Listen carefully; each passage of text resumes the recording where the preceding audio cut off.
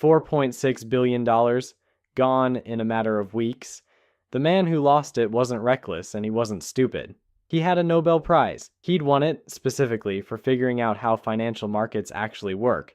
Meanwhile, a few states away, another man was getting quietly, obscenely rich doing almost nothing at all, buying boring companies, like ignoring the news, like taking, by his own description, a lot of naps. Same markets, same years. One of them detonated so badly he nearly dragged the entire global financial system into the hole with him. The other became one of the richest human beings who has ever lived. So this is not a video about being smart. The smartest guy in the room went broke. This is a video about the 12 specific mistakes that quietly blow up intelligent people's money over and over in every single generation. The exact 12 that nap guy spent 60 years refusing to make. I'll tell you both their names, just not yet. My name is Nick, and I've spent an unreasonable amount of time studying why brilliant people are so spectacularly bad with money, while one stubborn old man from Omaha keeps beating all of them without breaking a sweat. If you've ever looked at your own account and quietly wondered whether you're the problem, hit subscribe, because today we're walking through the 12 mistakes Warren Buffett has spent his entire life warning people about, and exactly what each one costs you in real dollars. And I'm going to give you one idea to hold on to for the whole video, because it's the thread running through all 12. Every mistake on this list is a version of the same thing. It's the price you pay for trying to be smarter than the market instead of more patient than it. I call it the genius tax. And the cruel joke is that the smarter you feel while you're paying it, the more it costs. That's not a paradox. That's the entire game. Buffett said it himself, the most important quality for an investor is temperament, not intellect. These 12 mistakes are just 12 different ways of forgetting that one sentence. Now, meet Henry. He's 34, he's sharp, he reads the financial news every morning, and over the next 50 minutes, he's going to walk straight into nearly every one of these mistakes. Not because he's dumb, because he's human, and human is expensive. But stay with me, because something actually changes for Henry before the end of this. 2 promises before we start. 1, I will tell you exactly who those 2 men from the beginning were, and it hits harder than you're expecting. 2, the single most expensive mistake on this entire list is also the most boring one. It's near the end, and there's a very good chance you are making it right now, this week, while feeling responsible about it. Fast disclaimer, I am not a financial advisor, and this is not financial advice. It's what I've learned watching people, including me, win and lose with money. Let's get into it. Mistake number 1, trying to time the market. You've done this, or you've badly wanted to. Wait for the dip. Get out before the crash. Buy at the bottom, sell at the top. It feels like the smartest possible move, and it is hands down one of the dumbest, because it quietly assumes you can see a future that nobody alive has ever reliably seen. Buffett's take on the people who sell that future is gloriously brutal. Back in his 1992 letter, he wrote that the only value of stock forecasters is to make fortune tellers look good. Read that again. The greatest investor alive is saying the professionals who predict the market make psychics look credible, and he holds himself to the same standard. In the middle of the 2008 crisis, with the world on fire, he flatly admitted, "I can't predict the short-term movements of the stock market. I haven't the faintest idea whether stocks will be higher or lower a month or a year from now. Here's why guessing wrong is so expensive. The market doesn't climb in a smooth, polite line. It does most of its work on a tiny handful of explosive days, and those days love to hide right next to the terrifying ones. $10,000 left alone for 20 years becomes roughly $65,000, but miss just the 10 best days out of those 2 decades, 10 days out of 5,000, and you end up with about 29,000. You cut your result in half. And here's the part that should end the debate forever. 7 of the 10 best days happened within 2 weeks of the 10 worst days. The exact moment you panic and run for the exit is almost always 2 minutes before the rebound you needed was about to pay you. Now, you're already forming the objection, but Nick, some people did call the crash. Sure. In any given decade, out of millions of people guessing, somebody calls it perfectly, the same way somebody wins the lottery. And then they spend the rest of their life getting introduced at parties as the person who called the crash, while quietly never calling another one right again. We remember the one hit and forget the 9 misses, including all the years they sat in cash waiting to be a hero while the market ran away without them. Henry, of course, ran. March of 2020, the world shutting down, his account bleeding red, and Henry did the responsible feeling thing. He sold, got to cash, promised himself he'd buy back in once things calmed down. Things calmed down about 4 weeks later, roughly 30% higher without asking Henry for permission. The nap guy, meanwhile, was buying. Henry is still waiting for the dip. Time in the market beats timing the market, and not because it rhymes nicely on a coffee mug. It's because the best days live inside the worst ones, and the person who flees the worst days mails himself a ticket out of his own recovery. That first mistake cost you the days you weren't there for. This next one charges you every single day you are. Mistake number 2. Paying high fees. Right now, today, there is very likely a number quietly eating your money, and you have never once seen it on a statement. No bill arrives. Nothing stings at checkout. Just a small percentage skimmed off the top year after year that ends up swallowing a genuinely horrifying chunk of your entire life savings. I'll say Buffett's verdict is blunt. In his 2016 letter, he wrote that when trillions of dollars are managed by Wall Streeters charging high fees, it will usually be the managers who reap outsized profits, not the clients. Translation: the house always wins, and on Wall Street, you are never the house. Watch what a fee actually does. $100,000 invested for 30 years earning 7% a year before costs. No fee, you finish around $760,000. A 1% fee, and you land near $570,000. A 2% fee, the kind plenty of actively managed funds quietly charge, drops you to about $430,000. That 2% just ate $330,000 of your money. Think of it as a silent roommate. He pays no rent, he does no dishes, you never actually see him. And over 30 years, he strolls out the door with 43% of everything you built. Stretch it to 40 years, and that same quiet roommate takes more than half. Buffett didn't just say this, he bet $1 million on it. In 2007, he wagered that a simple, cheap S&P 500 index fund would beat a hand-picked basket of 5 elite hedge funds over 10 years. The hedge funds had the smartest people, the fastest computers, the fanciest strategies, and the fees to match. Final score over the 9 years he reported: the boring index fund was up 125.8%. The brilliant hedge funds, after their fees, averaged 36.3%. It wasn't a contest, it was a public execution, and the boring fund won so decisively that the winnings, which had grown to over $2 million, went to charity. Think about what that gap actually means for you. Okay? It's not abstract, as that 43% the silent roommate took. In real life, that's the difference between retiring at 60 and retiring at 72. It's a decade of your life, quietly handed to a fund manager for the privilege of underperforming a robot that just buys everything. And I can hear the last objection. But my guy beats the market. Maybe yours does. But over any long stretch, the large majority of full-time, highly paid professional managers fail to beat a plain index fund after fees. These are people doing this all day with research teams and terminals that cost more than your car, and most of them still lose to a fund that just buys everything and sits there. If the pros can't clear the fee hurdle, the odds your salesperson is the rare exception are not good. A fee is a certainty. The genius you're paying for is a maybe. Yeah, never hand over certainty to rent maybe. Fees are a tax you can at least see if you bother to look. This next one you do to yourself with your own 2 hands, and it feels like good judgment the entire time. Mistake number 3, letting fear and greed run the show. The market returned about 17.9% a year. The most active traders, the ones constantly buying and selling, earned only about 11.4%. They underperformed by more than 6 points a year, and they did it to themselves, one confident click at a time.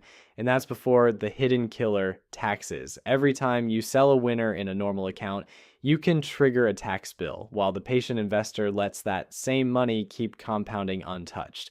So overtrading hits you 3 ways at once: trading costs, worse odds of being right, and a tax bill the patient person legally just never pays.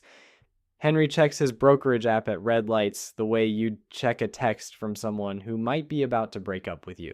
He's made 40 trades this quarter, and he could not tell you with a straight face whether a single one of them helped. The activity feels like control. It is the bill you pay to feel busy while you quietly lose. So why can't we just sit still and own good things? Because of a lie the brain tells, and it's mistake number 5. Mistake number 5.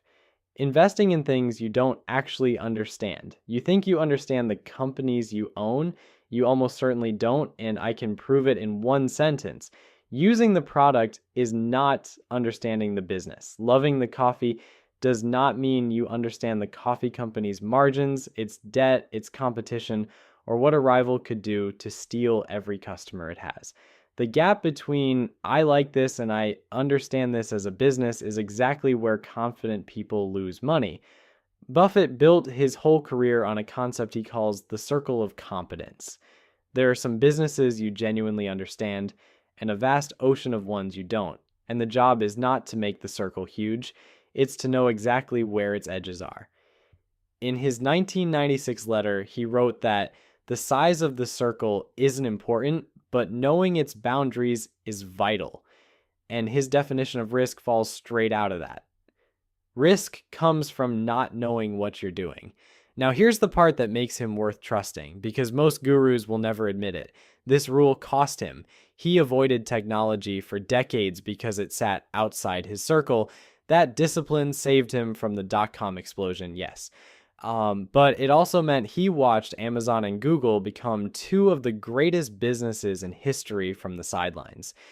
He has openly called passing on Google a mistake. His own insurance company was handing Google money for ads. He watched the cash flow in with his own eyes and still didn't connect the dots in time. He missed Amazon while openly admiring the man building it, and that confession is the lesson. Staying inside your circle guarantees you will miss things. You will watch other people get rich on stuff you didn't touch, and it will sting. Buffett's answer is, fine. Missing a winner you didn't understand costs you a gain you never actually had. Blowing up on something you didn't understand costs you money you genuinely owned. Those 2 pains are not the same size, and here's where it bites regular people. Every few years, a sector catches fire, and the story is always the same. Crypto you can't explain, an AI startup you read one headline about, a biotech with a drug you couldn't pronounce if your life depended on it. People pour their savings in, not because they understand any of it, but because the price is going up and the fear of missing out is louder than the fear of losing. Then the sector cools, the ones who didn't understand what they owned panic and sell at the bottom, and the only people left standing are the handful who actually understood the business well enough to know what it was worth the whole time. Outside your circle, a rising price isn't knowledge, it's bait. Henry naturally put a chunk of his money into a company he could not explain if you held a pizza hostage. He knows the ticker. He knows the CEO is, quote, a visionary. He does not know how the company makes money, who could kill it, or what it's worth. That's not investing. That's a bet wearing investing's clothes. Staying inside your circle is humility. This next mistake is what happens the second you forget it, and it's where your own ego starts writing checks your account can't cash. Mistake number 6, anchoring on the price you paid and catching falling knives. You bought it at 50. It's now at 30. And you are about to do something completely irrational and call it patience. Let me walk you through exactly how this kills people with real numbers, because the concept sounds harmless until you watch it happen. Henry buys a stock at $50 a share. It drops to 30. Instead of asking the only question that matters, Henry anchors. 50 becomes a sacred number in his head, even though the market has never heard of Henry and does not know or care what he paid. So he averages down, buys more at 30 because, hey, it's cheaper, then it hits 20, and that feels like an even better deal, so he buys more, then 10. Each time, Henry tells himself he's a savvy bargain hunter loading up. What he's actually doing is shoveling more and more money into a business that is quietly dying, mistaking a lower price for a better value. The company eventually goes to near zero. Henry didn't buy one bargain. He bought the same mistake 4 times at a discount. This is the falling knife. Cheaper than yesterday is not the same as cheap. A company can fall 90% and still be wildly overpriced if the thing underneath it is rotting. Buffett's line for the whole trap is almost rude in its simplicity.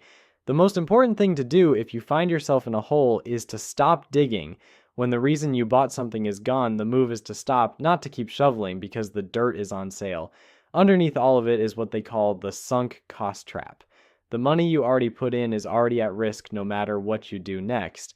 The only honest question is, knowing what I know right now, would I buy this today? If the answer is no, then holding it is just buying it again every single day out of pride. The price you paid is the one number in the entire market with zero effect on what happens next. The stock has never heard of you. That's one person fooling himself with a number. Mistake number 7 is what happens when millions of people fool themselves with the same one at the same time. Mistake number 7, following the crowd. If you've ever bought something because everyone else was and felt safe doing it precisely because everyone else was, that feeling of safety was the single most dangerous part of the whole decision. There's ancient wiring in your brain that says if the herd is running, run. For most of human history, it kept you alive. In investing, it buys you a front row seat to every bubble and sells you out at the bottom of every crash. Buffett, borrowing from his mentor Ben Graham, puts it cleanly. You are neither right nor wrong because the crowd disagrees with you. You are right because your data and your reasoning are right. The crowd is not a fact checker. It's just a large number of people doing the same emotional thing at the same time, which is exactly what builds the danger. His best description of a bubble came in his 2000 letter, written as the dot-com mania peaked. He compared investors to Cinderella at the ball. Everyone knows that staying too long, holding the speculative junk past midnight, turns it all back into pumpkins. But the party is intoxicating and everyone's getting richer by the hour, so they each promise themselves they'll leave 1 minute before 12. The problem, Buffett said, is that in this particular ballroom, the clocks have no hands. Then the tide went out. After that peak, the tech-heavy NASDAQ fell about 78%. 2 decades later, we ran the exact same movie with meme stocks in 2021. Regular people mortgaging their certainty to a group chat, buying a struggling video game retailer at $40, $60, $120 a share, not because they'd valued the business, but because the crowd was roaring and the line was going up, and getting out felt like betraying the team. A handful sold near the top and got rich. Most rode it all the way up and then all the way back down, because a crowd can get you into a position, but it will never, ever tell you when to leave. And let me kill the lazy version of this lesson, because it's also dangerous. The answer is not to always do the opposite of the crowd. Sometimes the crowd is right. Buffett isn't telling you to be a contrarian. He's telling you to be independent. The contrarian still lets the crowd decide his moves. He just flips them. The independent thinker ignores the crowd entirely and does his own work, landing wherever the facts land. Henry joined a group chat in 2021. The chat was extremely confident. The chat had diamond emojis. The chat assured Henry a particular stock was going to the moon. It was full of people exactly as informed as Henry, which is to say not at all, but there were a lot of them, and the sheer volume felt like proof. It went to the moon, briefly. Then it came back. The chat is very quiet now. A crowd that loud is never a signal. It's the sound a top makes. Everything so far has been about emotion and crowds. This next mistake is what happens when you pour gasoline on every one of them at once. And it's where I finally tell you those 2 names. Mistake number 8, using leverage, borrowing money to invest. Remember the 2 men from the start of this video, the genius and the nap guy? It's time. The nap guy, the one who got rich doing almost nothing, is Warren Buffett. You probably guessed that. The genius, the one who lost $4.6 billion and nearly took the financial system down with him in 1998, was actually two men, Myron Scholes and Robert Merton. They won the Nobel Prize in Economics, literally for their work on how markets price risk, and then they helped run a fund called Long-Term Capital Management. They were, by any measure, among the smartest people who have ever thought about money. Their models were elegant. Their strategies were, on paper, low risk. So to turn those tiny, careful edges into big returns, they did the one thing that converts brilliance into a bomb. They borrowed, heavily. The fund was leveraged somewhere around 25 to 1. For every real dollar they had, they were controlling about 25. Leverage is a magnifying glass that works in both directions, and people only ever picture the good one. Here's the bad one. At 25 to 1, a 4% fall in your assets doesn't dent you, it erases you. 100% of your real money, gone. In 1998, the markets moved against their elegant models in ways the models said were nearly impossible, and the fund lost around $4.6 billion in a matter of months. It took a roughly $3.6 billion rescue organized by the Federal Reserve to stop the whole system from going down with it.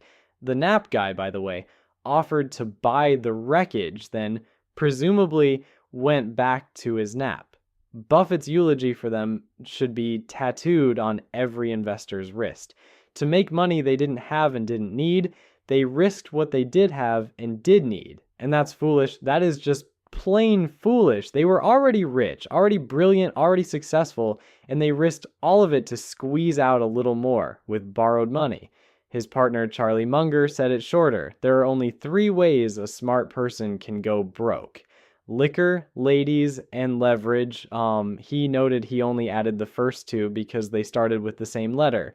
The one that matters is the third. And here's the specific trap that gets regular people, not just Nobel laureates: the margin call. When you borrow against your investments and they drop, your broker does not politely wait for them to recover. At a certain point, they demand their money back right now, forcing you to sell at the bottom, locking the loss in permanently. Leverage steals the one weapon the patient investor has: the ability to wait. Put real numbers on it, your numbers. Say you've got $10,000 and your broker lets you borrow another 10. So now you're controlling 20,000. Feels powerful. The market has a perfectly normal 25% drop, the kind that happens regularly. Your 20,000 is now worth 15. But you still owe the 10 you borrowed. So your actual money, your equity, just went from 10,000 to 5,000. A 25% dip cut your real wealth in half. The investor next to you who didn't borrow also dropped 25%, but he just sits there, sips his coffee, and waits for it to come back, because it always has. You can't wait. The margin call already forced you out at the bottom. Same market, same drop, he recovers, you're done. Like, the drop a normal investor sleeps straight through is the drop that ends the leveraged one. Henry hasn't found margin yet. When some app offers to, quote, increase his buying power, I need him to hear Buffett's voice. Leverage doesn't raise your ceiling, it saws off your floor, and the basement has no bottom. The 2 smartest financial minds on earth proved it with $4.6 billion. Okay, stop for a second. Take a breath. Everything up to now has been about how you behave.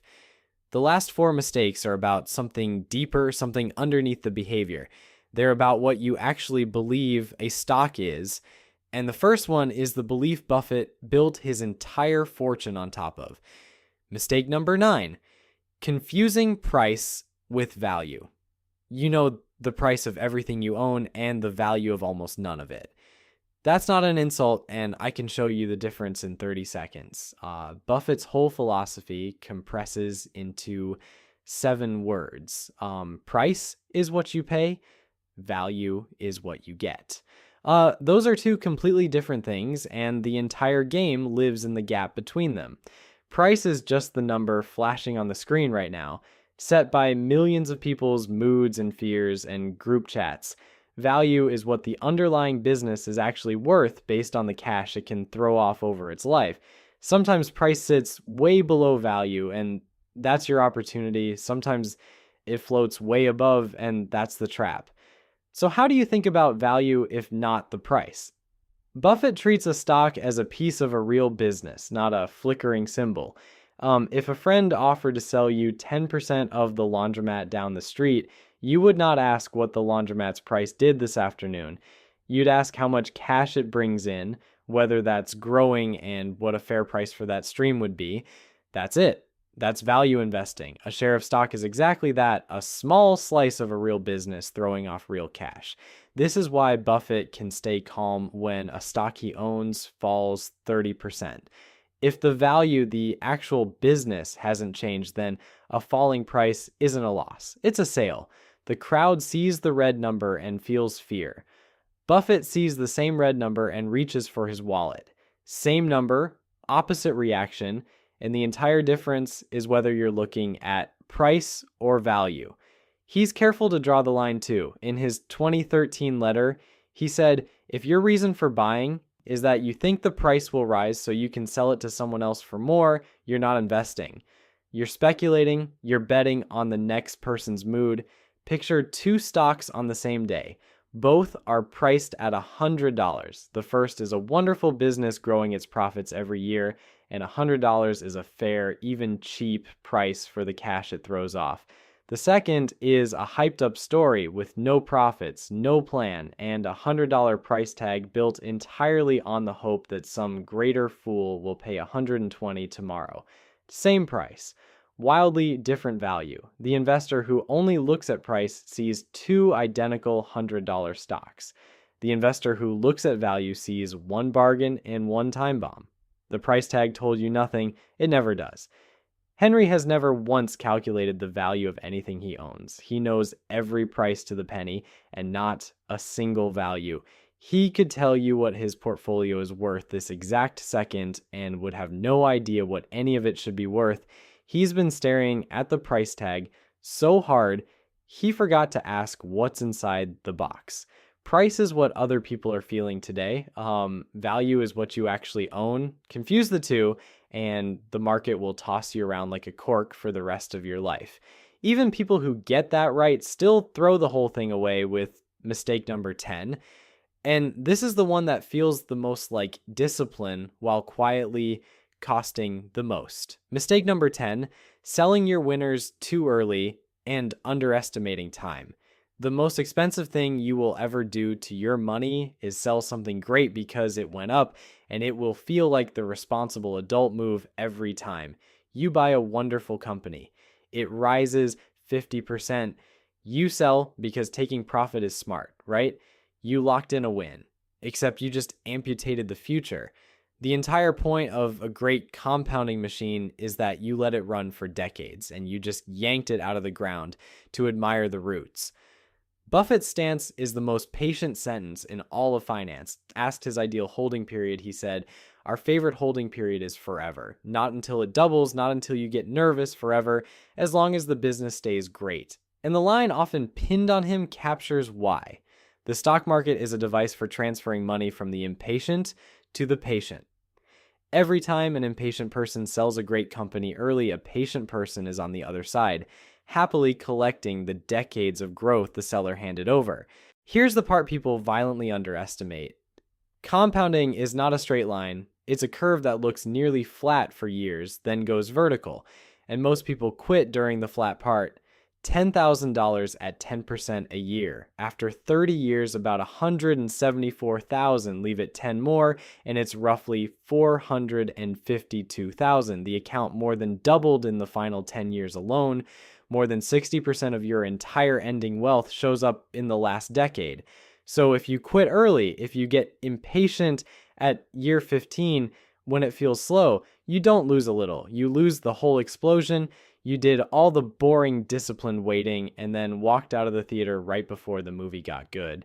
And starting early matters for the exact same reason. The front of the curve is worth more than it looks.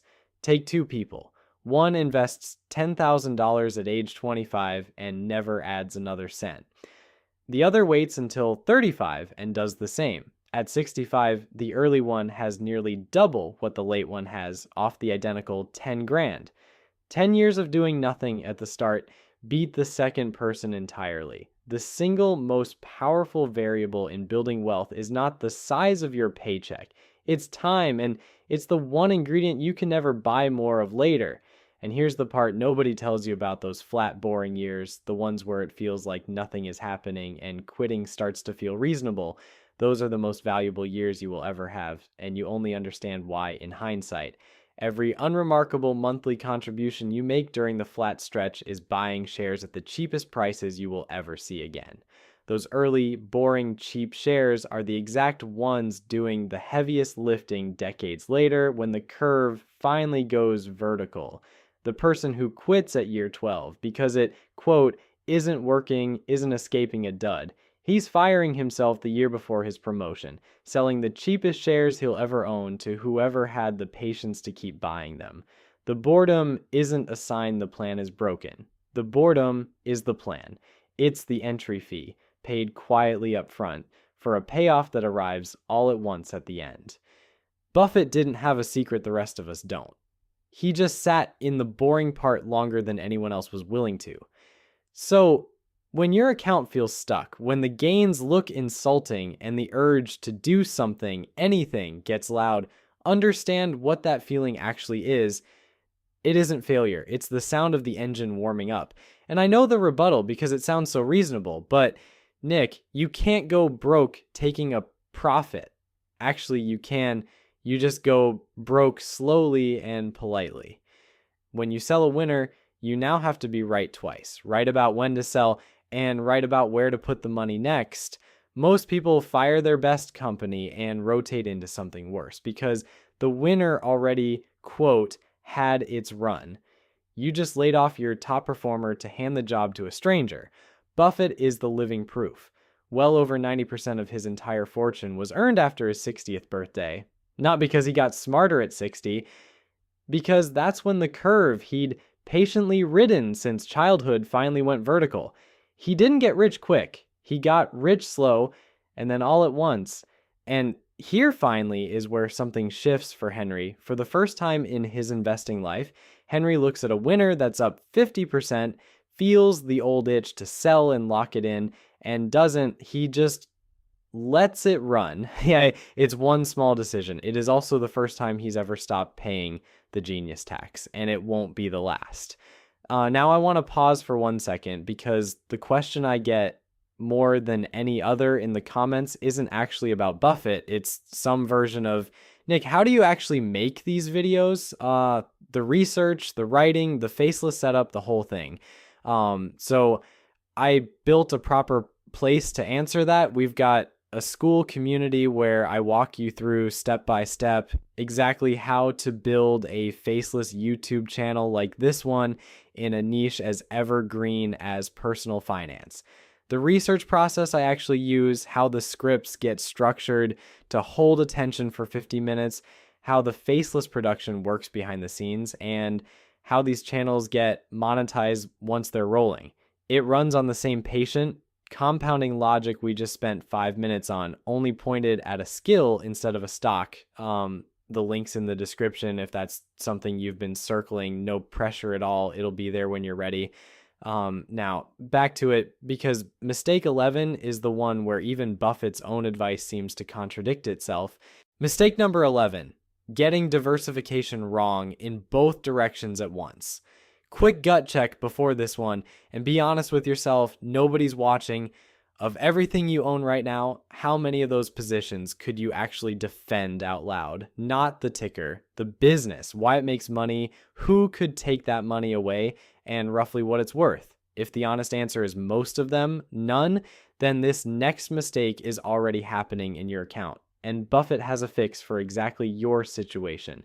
You are probably botching diversification right now in one of two ways. And the tricky part is that Buffett seems to say two opposite things about it. So people quote whichever half they already wanted to hear.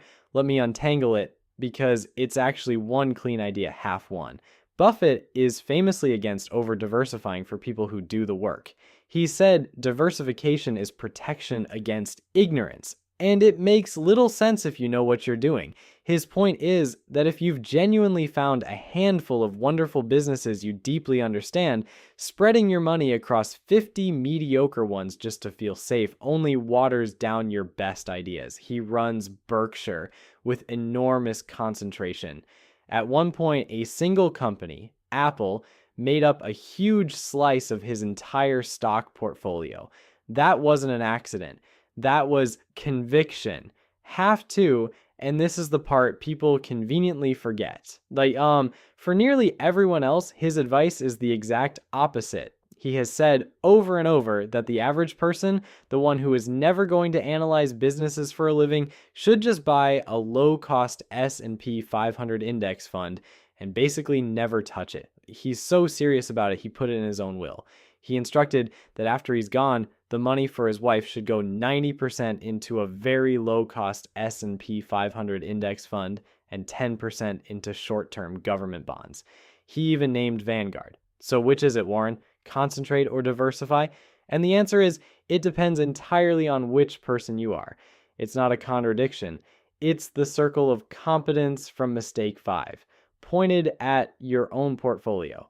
If you truly do the work and understand a few great businesses, concentration makes sense. If you don't, and let's be honest, most of us don't, then maximum diversification through one cheap index fund isn't settling. It's the single smartest move available, endorsed by the greatest stock picker alive for his own widow. And if you're sitting there wondering how many stocks you personally should own, here's the honest answer nobody gives you. If you have to ask, the number is probably 1, and it should be that index fund. That's not an insult.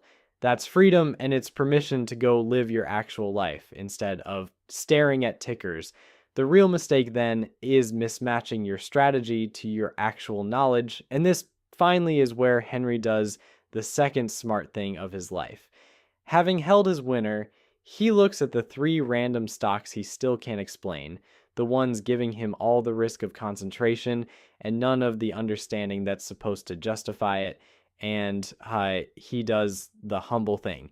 He sells the guesses and moves the money into a low-cost index fund. Diversify according to your ignorance, not your ego. Henry slowly is learning which one he's actually got, which leaves the last one, the boring one. The mistake I promised you way back at the start was secretly the most expensive on this entire list. Here it is. Mistake number 12, hiding in cash and ignoring inflation. The most expensive mistake in investing isn't a crash or a bad stock pick. It's the money you are keeping, quote, safe right now.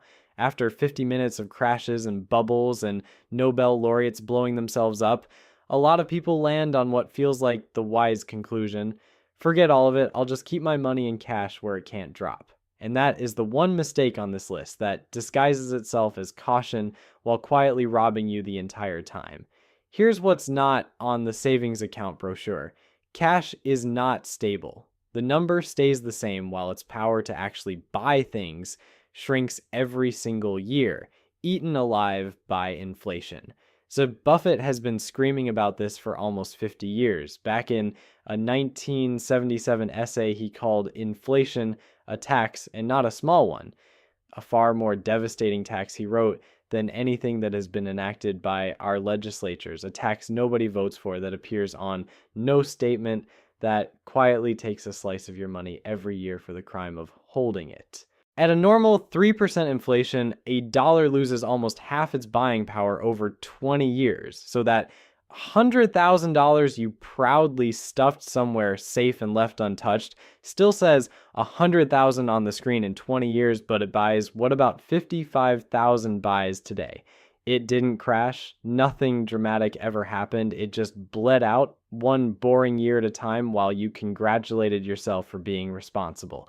And in a year like 2022, when inflation spiked toward 8%, that quiet bleed became a hemorrhage. Cash isn't safe. It's just dying slowly in a comfortable chair, somewhere you can't hear it. This is also the reason that raise never feels like a raise. If you got a 3% bump last year and inflation ran 3%, you didn't get a raise.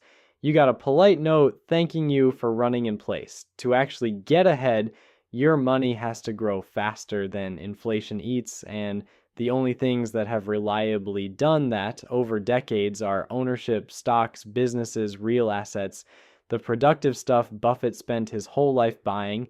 Cash is the one asset guaranteed on purpose by design to lose this race every single year. Now, let me be clear, because I don't want anyone doing something dumb with this. Some cash is essential.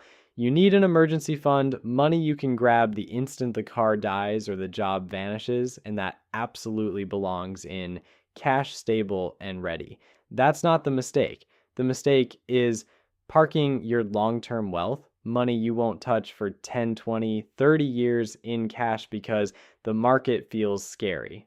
Short-term money in cash is wisdom. Long-term money in cash is a slow leak. The skill is knowing which bucket each dollar belongs in. There's a cousin to this one worth naming because it feeds the whole cycle. Checking your portfolio too often, the more you look, the more often you catch it showing a temporary loss, because over short windows, the market is red roughly half the time. The more red you see, the more anxious and trigger happy you get, which dumps you straight back into mistakes 1 and 3. Henry naturally used to do both. Too much cash because the market scared him, and checking the little he did invest 11 times a day, which kept him permanently scared. A perfect machine for staying poor while feeling cautious. Doing nothing with cash isn't safety, it's a guaranteed loss you volunteered for.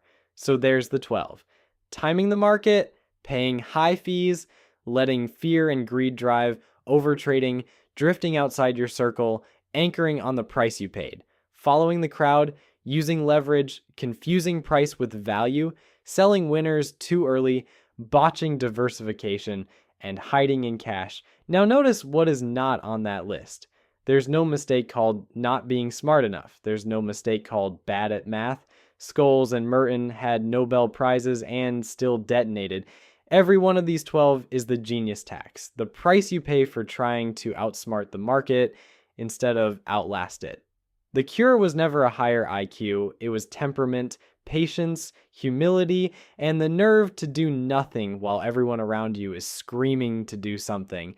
Charlie Munger said it better than anyone. It is remarkable, he said, how much long-term advantage people like us have gotten by trying to be consistently not stupid instead of trying to be very intelligent, not brilliant. Just consistently not stupid. Avoid these 12, and that is exactly what you're doing. Which brings us back to Henry, who made all 12. But somewhere around mistake 10, something shifted. He stopped selling his winners, then he simplified and moved his guesses into an index fund. Then he sorted his cash into the right buckets and put the brokerage app down. He didn't wake up with a higher IQ. He just stopped paying the genius tax one decision at a time. And if a few of these landed a little too close to home for you, that's the entire point. None of them require you to be a genius. They just require you to stop being your own worst enemy on a normal Tuesday. Because here's the thing about this whole story. The richest man in it got there by buying boring companies and taking naps. You are completely allowed to find that insulting. You are also completely allowed to copy it. The most expensive mistakes in investing were never the loud, dramatic ones. They were the quiet, comfortable, reasonable feeling ones. Now you know all 12 by name, and if you want to see how these videos actually get made, the school community link is down in the description. Either way, quick reminder, I'm not a financial advisor, this was for educational purposes only, and what you do next is entirely up to you. Thanks for watching, go take a nap, I'll see you in the next one.